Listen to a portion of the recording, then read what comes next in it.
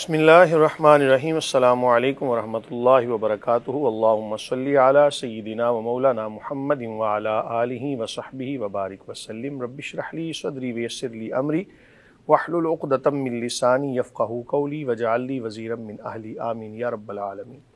ناظرین و سامعین، آپ دیکھ رہے ہیں مفتی آن لائن اور میں ہوں مفتی سخاوت منیر نعیمی۔ میرے ساتھ موجود ہیں جناب محترم قاری عطاء المنان صاحب چشتی نظامی۔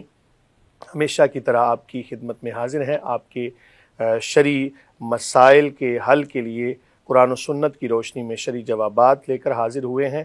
آپ احباب سے گزارش ہے کہ آپ ہمارے چینل کو دیکھتے رہیے اور اپنے سوالات ہمیں بھیجتے رہیے۔ تو ہم اس پروگرام کا آغاز تلاوت کلام پاک سے کرتے ہیں ہمیشہ کی طرح۔ قاری صاحب تلاوت سے آغاز کیجیے۔ اعوذ باللہ من الشیطان الرجیم، بسم اللہ الرحمن الرحیم۔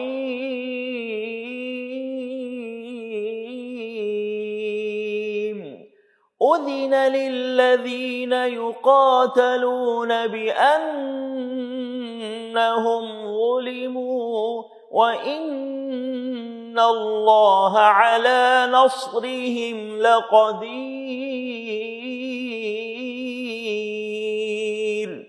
الَّذِينَ أُخْرِجُوا مِنْ دِيَارِهِمْ بِغَيْرِ حَقٍّ إِلَّا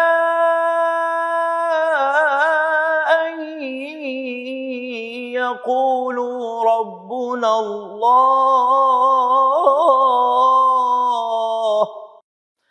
وَلَوْلَا دَفْعُ اللَّهِ النَّاسَ بَعْضَهُمْ بِبَعْضٍ لَهُدِّمَتْ صَوَامِعُ وَبِيَعٌ وَصَلَوَاتٌ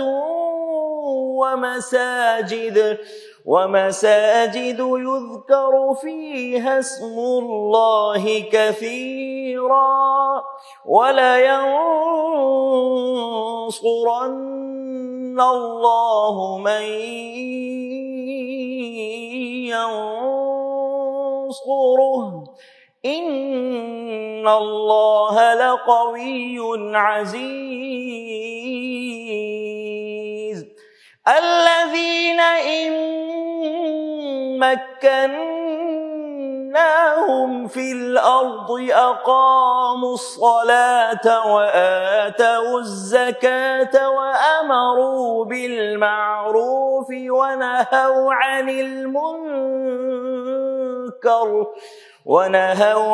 المنكر ولله عاقبة الأمور۔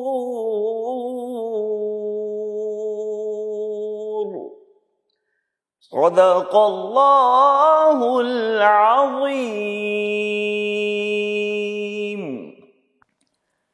ترجمہ سماعت فرما لیجئے۔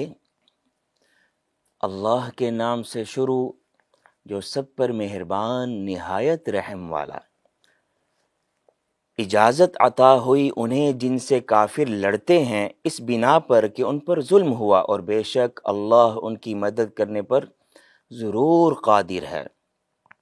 وہ جو اپنے گھروں سے ناحق نکالے گئے صرف اتنی بات پر کہ انہوں نے کہا ہمارا رب اللہ ہے، اور اللہ اگر آدمیوں میں ایک کو دوسرے سے دفع نہ فرماتا تو ضرور ڈھا دی جاتی خانقاہیں اور گرجا اور کلیسا اور مسجدیں جن میں اللہ کا بکثرت نام لیا جاتا ہے، اور بے شک اللہ ضرور مدد فرمائے گا اس کی جو اس کے دین کی مدد کرے گا۔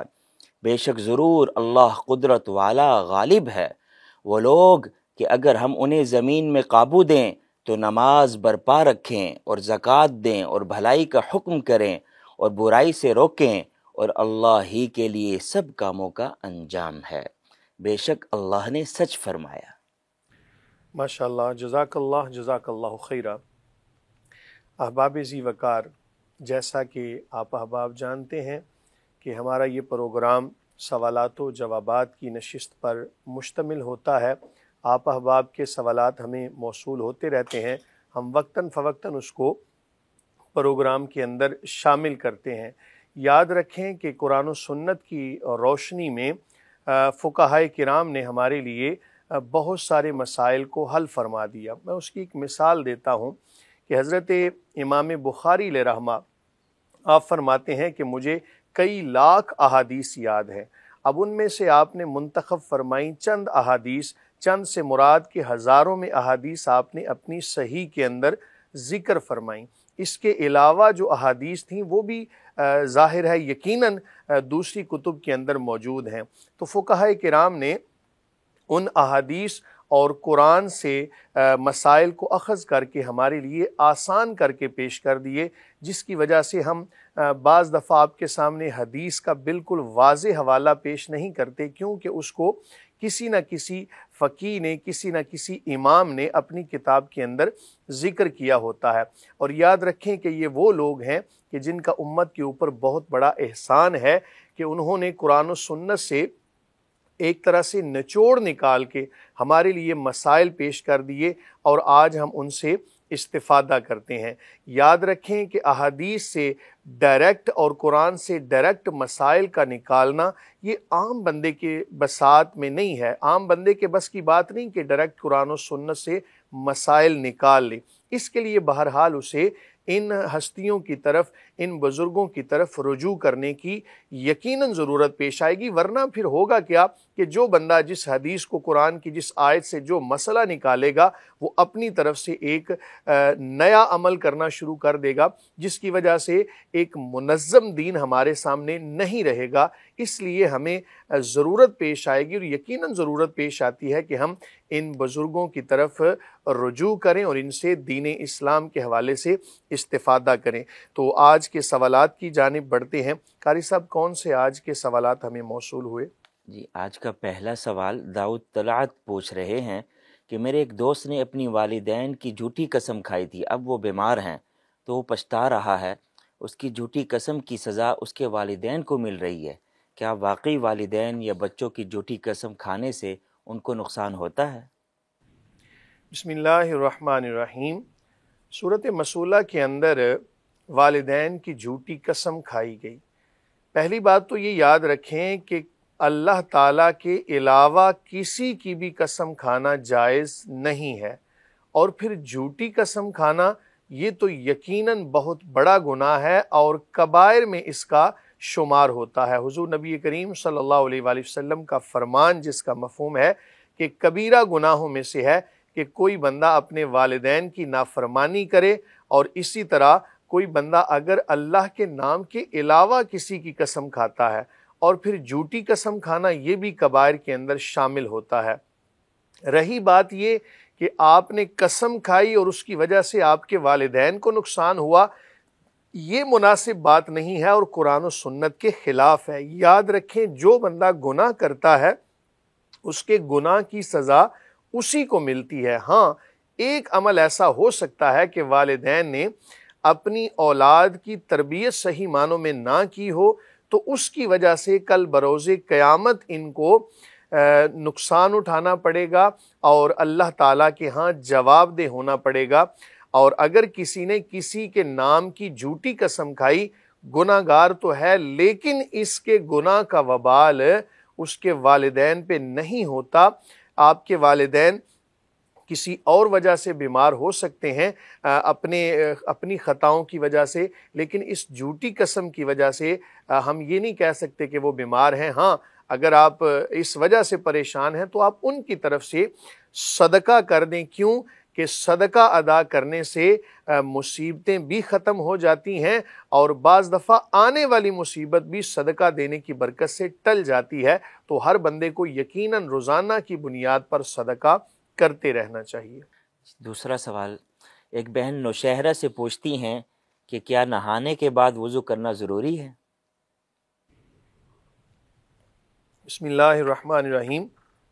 دیکھیں، پہلی بات تو یہ ہے کہ آپ نے غسل کیا کس طرح ہے، اس کے بعد پھر اس جواب کی طرف اور اس سوال کی طرف ہم آ سکتے ہیں کہ آپ نے اگر تو سنت کے مطابق غسل کیا ہے تو پھر تو وضو کی ضرورت نہیں ہے، اور اگر آپ نے غسل کے دوران احتیاط نہیں برتی، مثلا جسم کا کوئی عضو خشک رہ گیا تھا، مثال کے طور پر آپ نے صرف اپنے جسم پر پانی بہایا اور ہاتھوں کا کوئی حصہ یا چہرے کا کوئی حصہ یا وہ اعضاء کے جو وضو کے دوران دھونا فرض ہوتا ہے ان میں سے اگر کسی چیز کا خشک رہ جانا پایا گیا تو ایسی صورت میں تو وضو نہیں ہوگا۔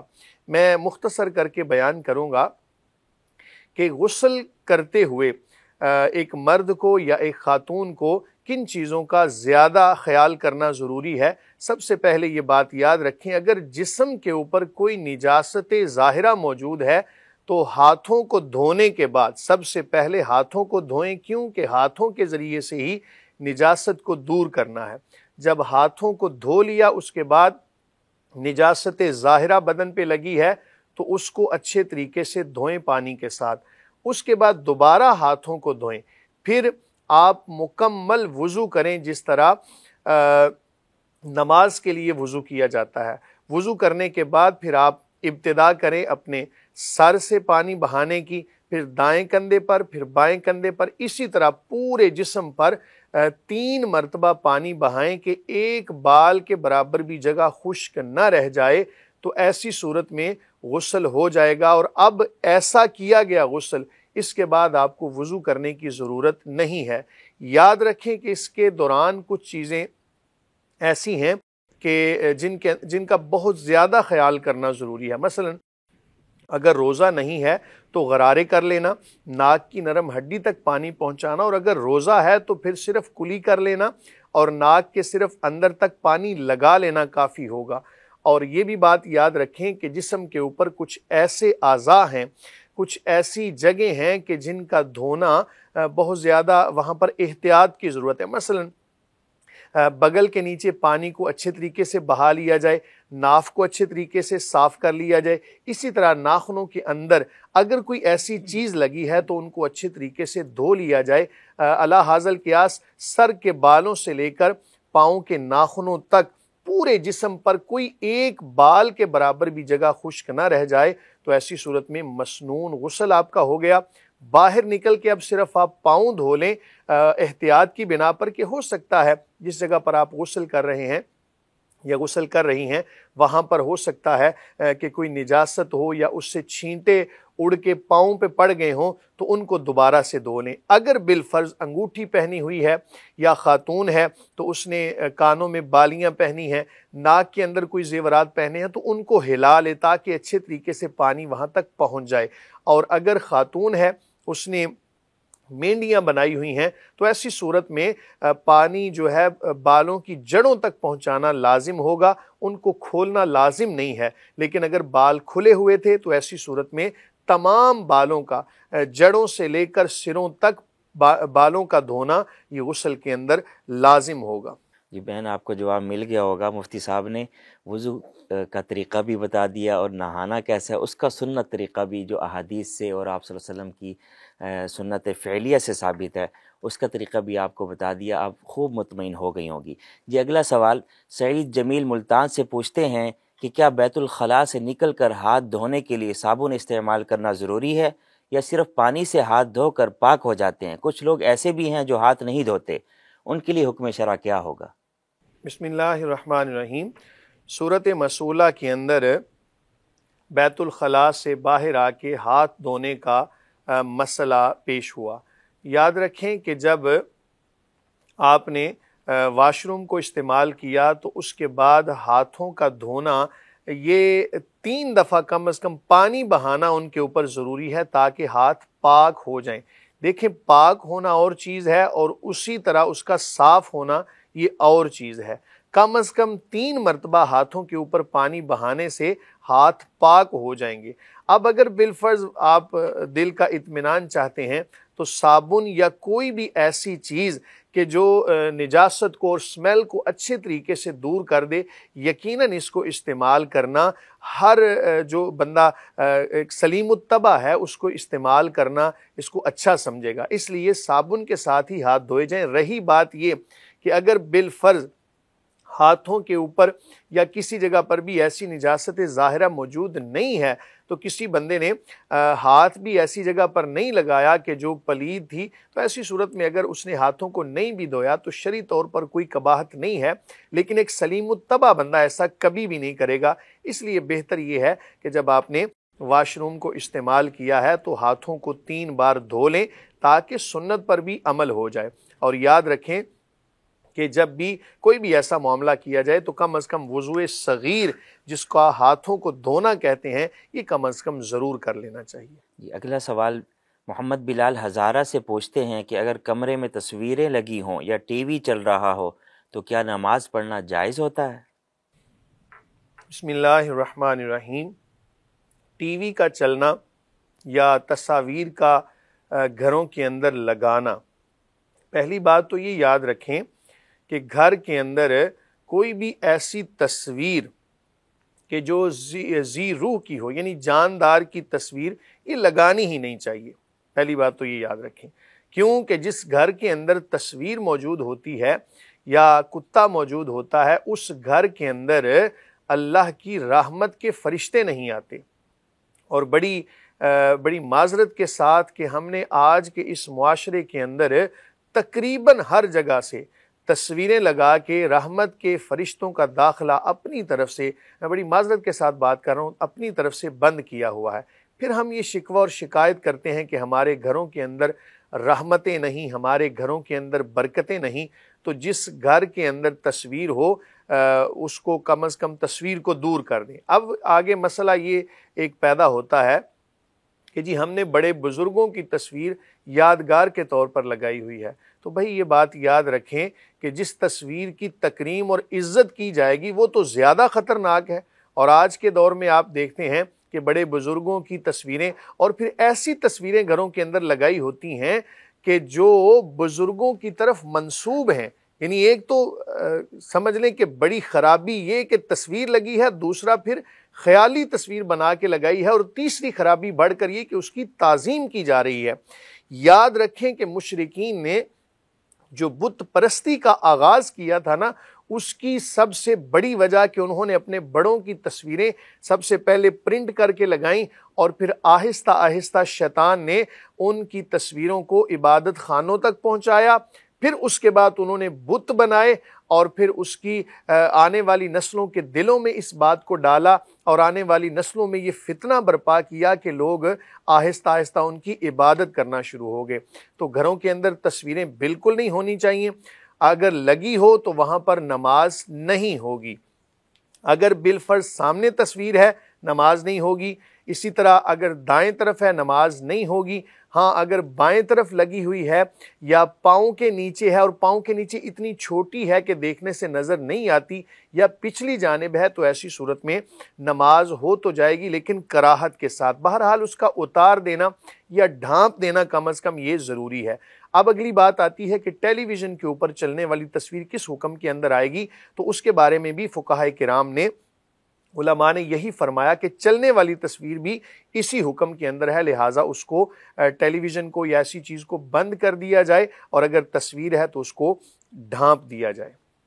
اگلا سوال ایک بہن توبہ ٹیک سنگھ سے پوچھتی ہیں کہ کیا رونے سے وضو ٹوٹ جاتا ہے؟ یعنی نماز کے دوران اگر آنکھ سے پانی نکلے یا رونا آ جائے تو کیا وضو دوبارہ کرنا پڑے گا؟ بسم اللہ الرحمن الرحیم۔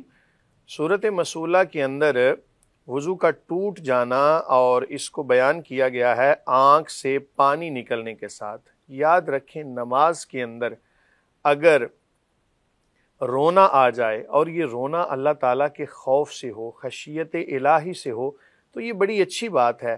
اللہ تعالیٰ کے خوف سے اور اس کی قدرتوں کو ذہن میں لا کر تو اگر رونا آ جائے تو بڑی اچھی بات ہے۔ ایسی صورت میں تو بالکل وضو نہیں ٹوٹے گا۔ اگر بالفرض آنکھ میں درد تھا یا کوئی ایسا زخم تھا کہ جس کی وجہ سے نجاست آنکھ سے نکلی اور اب وہ کسی بھی کلر کی ہو، تو ایسی صورت میں بعض فقہا نے وضو کے ٹوٹ جانے کا حکم لگایا ہے، کیونکہ جب کوئی بھی خون یا ایسی چیز جو جسم سے نکل کر بہہ جائے تو اس سے وضو ٹوٹنے کا حکم احناف کے نزدیک پایا جاتا ہے۔ اس لیے ایسی صورت میں تو وضو ٹوٹ جائے گا اگر زخم تھا۔ اور اگر بالفرض اپنا کوئی خوف ذہن میں آ گیا، کوئی حادثہ ایسا پیش آ گیا، یا کوئی بھی ایسی صورتحال دنیا داری کے حوالے سے ذہن میں آئی اور اس کو سوچ کر یا اس کو ذہن میں لا کے بلند آواز سے رونا شروع کر دیا، تو ایسی صورت میں تو بعض فقہا نے نماز کے بھی ٹوٹ جانے کا حکم لگایا ہے۔ وضو بہرحال ایسی صورت میں نہیں ٹوٹے گا، تو بہتر یہی ہے کہ اگر ایسی صورتحال پائی جائے تو وضو کو دوبارہ سے کر لیا جائے۔ بہرحال کوشش کیا کریں کہ جب نماز پڑھیں تو وہی نماز کہ جس طرح صحابہ کرام علیہم رضوان نے ہمیں تعلیم فرمائی کہ اللہ تعالیٰ کا اس طرح خوف ہوتا کہ بالکل ساکن ہو کر نماز ادا کرتے، اور نماز کے اندر اللہ تعالیٰ کے خوف سے بہرحال رونا آنا چاہیے۔ اگلا سوال محمد جمال حافظ آباد سے پوچھتے ہیں کہ کیا سگریٹ پینے، پان یا نسوار کھانے سے وضو ٹوٹ جاتا ہے؟ اگر پان یا نسوار منہ میں ہو تو کیا سلام کا جواب دے سکتے ہیں؟ بسم اللہ الرحمن الرحیم۔ پہلی بات تو یہ یاد رکھیں کہ سگریٹ پینا، پان یا نسوار کھانا، استعمال کرنا کسی طرح سے بھی، یہ کوئی مہذب بات نہیں ہے۔ معاشرے کے اندر ایسے افراد کو کوئی اچھا نہیں سمجھا جاتا۔ بہرحال ہمارا مقصد آپ کو شرعی مسئلہ بتانا ہے۔ یاد رکھیں کہ ان چیزوں سے اجتناب کریں۔ پان یا سگریٹ یا نسوار جس پوائنٹ پہ جا کے نشہ چھوڑے گا اس پوائنٹ پہ تو یہ حرام ہوگا۔ اس سے پہلے بہرحال مکروہ ضرور ہم اس کو کہیں گے کہ یہ کوئی اچھی بات نہیں ہے، اور اس کے استعمال کرنے سے یا ہر وہ چیز کہ جو سمیل چھوڑے اور سمیل بھی ایسی ہو کہ جو دوسروں کی تکلیف کا باعث بنے، تو ایسی چیزیں استعمال کر کے مسجد میں آنے سے نبی کریم صلی اللہ علیہ وآلہ وسلم نے منع فرمایا، جس سے پتہ چلتا ہے کہ یہ چیزیں آداب مسجد کے خلاف ہیں۔ تو بہرحال وضو تو اس سے نہیں ٹوٹے گا، لیکن بہرحال یہ کوئی اچھی چیزیں نہیں ہیں، ان سے اجتناب کرنا لازم ہے۔ اگر منہ کے اندر پان یا نسوار یا کوئی بھی ایسی بدبودار چیز ہو، جواب تو دے سکتے ہیں، لیکن پھر بات اسی جانب آئے گی کہ ان چیزوں سے اجتناب ضروری ہے۔ یاد رکھیں کہ ان سے حاصل کی گئی کمائی جو ہوگی وہ بھی مکروہ کہلائے گی، اس لیے اس سے پرہیز کیا جائے۔ مفتی صاحب، بعض لوگ سگریٹ میں کوئی نشہ آور چیز ملا کر پیتے ہیں، اس سے بھی وضو ٹوٹ جائے گا؟ وضو تو نہیں ٹوٹے گا، اگر ہاں اس حد تک کسی نے نشے کو استعمال کیا کہ اس کی عقل پر غلبہ آ گیا تو ایسی صورت میں وضو ٹوٹ جائے گا۔ کیوں؟ اب وہ وضو کے ٹوٹنے کا سبب یہ بنا کہ اس کو ہوش ہی نہیں ہے۔ اب ہوش نہیں ہے تو ایسی صورت میں پتہ نہیں کہ اس ہوا کا اخراج ہو گیا ہو، تو ایسی صورت میں ہم کہیں گے وضو ٹوٹ گیا۔ اسی طرح اگر سگریٹ یا پان میں کوئی اس طرح کی کوئی چیز ملائے گی جس سے بدبو بھی آ رہی، سگریٹ پینے سے ویسے بھی بدبو آتی ہے، تو لوگ ظاہر ہے کہ اس کو مکروہ جانتے ہیں، قریب کھڑا ہوتا ہے اس کو بھی بدبو آتی ہے، تو اس صورت میں وضو ٹوٹ جائے گا اس کا؟ دیکھیں، اسلام تو نا نفاست کا دین ہے، اور اسلام کے اندر محبتیں ہیں، اور جب کوئی بھی بندہ ایسی چیز استعمال کرے گا تو ایک نفرت پیدا ہوگی، اور اسلام نفرت نہیں سکھاتا، اسلام تو محبت سکھاتا ہے۔ اور اس بندے کے اس فعل کی وجہ سے ایک مسلمان اس سے دور ہوا تو اس سے اور بہت ساری خرابیاں، بلکہ بعض فقہا نے، بعض علماء نے تو اس کو حرام اس معنی میں لکھا ہے کہ اللہ تعالیٰ نے قرآن میں فرمایا، جس کا مفہوم ہے کہ ایمان والو اپنے آپ کو ہلاکت میں نہ ڈالو۔ تو جب یہ ایسی چیزیں استعمال کرے گا، اس کی صحت خراب ہوگی، اپنے آپ کو ہلاکت میں ڈالنے کے مترادف ہے، لہٰذا بعض نے تو اس کو حرام تک لکھا ہے۔ بہرحال صحیح مسئلہ یہی ہے کہ یہ مکروہ ہے اور اس سے اجتناب کرنا لازم ہے۔ وضو بہرحال اس سے نہیں ٹوٹے گا۔ اگلا سوال سعید اصغر ڈیرہ اسماعیل خان سے پوچھتے ہیں کہ اگر ناپاک کپڑے ڈرائی کلین کروائے جائیں تو کیا وہ پاک ہو جاتے ہیں؟ بسم اللہ الرحمن الرحیم۔